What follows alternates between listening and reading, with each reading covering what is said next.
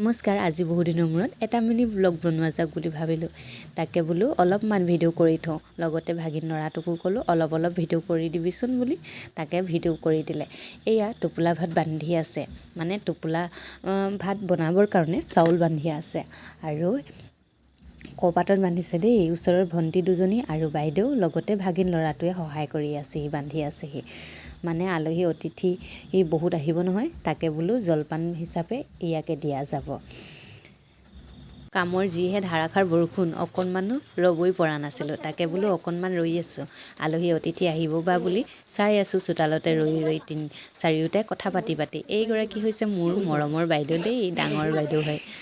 আৰু এই ডাঙৰ বাইদেউগৰাকীৰ লগতে খুব কাজিয়া হয় মোৰ। এইকেইটা হৈছে মোৰ ভাগিন ল'ৰা, মানে এই ডাঙৰ বাইদেউজনীৰ পুতেক হয়।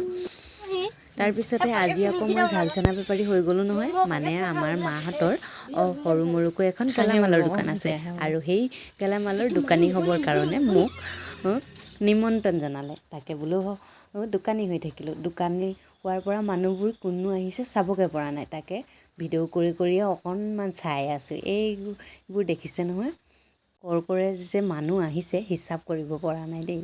কিন্তু এটা দুখৰ বিষয়, মানে ফটো মৰা কাৰ্যসূচীটো ভালদৰে পালন কৰিব নাপালোঁ। কেইকপিমান লগৰ কেইজনীয়ে মাৰিছিলে, তাকে বোলো দি দিছোঁ।